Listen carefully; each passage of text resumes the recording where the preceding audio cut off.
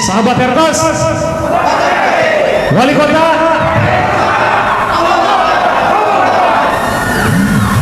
yang pertama, mujahid dan mujahidah sekalian yang saya hormati dan saya banggakan, dalam sejarah perjalanan para nabi dan para rasul, bahwa syarat kemenangan itu ada dua.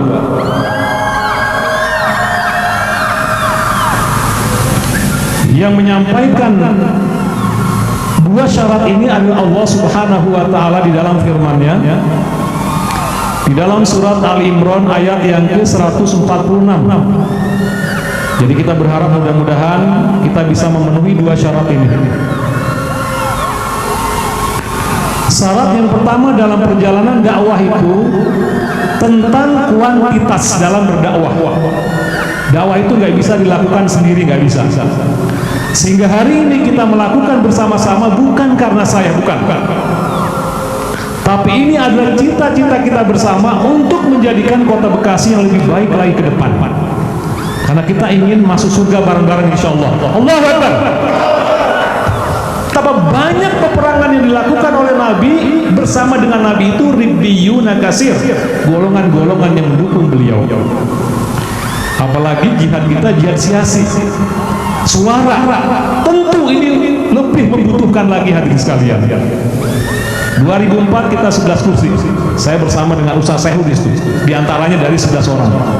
Tapi menang di lembaga legislatif kita belum bisa merubah wajah kota yang kita cintai ini hadirin sekalian. Menang di lembaga legislatif kita belum mampu merubah, belum bisa menerapkan visi-visi membangun kota sesuai dengan yang kita harapkan. Justru kata Ustaz Epen tadi yang banyaknya, bahkan justru program-program yang sangat menyimpang. Sehingga apa? Sehingga tidak ada jalan lain kecuali bagaimana kita juga harus memenangkan sayap yang kedua di dalam trias politika, yaitu eksekutif. Karena disinilah letak eksekusi seluruh program-program yang ada. Kalau legislatif ini hanya perencanaan saja, kita yakin hari ini punya satu kesamaan, bahwa sayap ini harus kita rebut dan harus kita menangkan dalam pemilihan kepala daerah tahun 2024. Allahu Akbar. Butuh pendukung, butuh suara yang banyak. Yang kedua, syaratnya kata Allah Subhanahu wa Ta'ala, dakwah ini penuh dengan terjal, akan dihina, akan disakiti, akan dicaci maki. Tapi saya yakin sahabat Herkos yang hadir pada hari ini sudah merupakan seleksi sejarah dan sudah mengikuti tahapan-tahapan dalam dinamika politik yang ada di negara kita ini. Allahu Akbar. Siapa yang tidak kenal 212? Siapa yang tidak kenal Pak Ferry? Siapa yang tidak kenal Pak Ismail, Pak Farid, Pak Faisal dan sebagainya? Saya kira ini adalah figur-figur yang sudah seleksinya alam sudah selesai, sudah selesai atas nama dirinya. Yang dia cari adalah ridho Allah dalam rangka menuju surga Allah Subhanahu wa Ta'ala, dan kita menjadikan bab ini, pintu politik ini menjadi pintu surga kita, karena kita akan merubah wajah ini menjadi warga masyarakat yang diridhoi Allah Subhanahu wa Ta'ala. Jadi kalau nanti ada program-program yang baik yang kita bisa hasilkan dari wali kota yang kita usung, maka kita semua akan mendapatkan pahala dari kebaikan itu. Yakin. Perda-perda yang kita hasilkan, maka saudara-saudara kalian, para sahabat Herkos juga mendapatkan aliran pahala dari Allah Subhanahu wa Ta'ala. Nanti ujiannya banyak nanti Bapak sekalian, yang akan dilalui, yang akan kita rasakan bersama-sama banyak sekali. Karena kita tahu kompetitor yang kira-kira sudah kita baca hari ini, permainan-permainan juga luar biasa.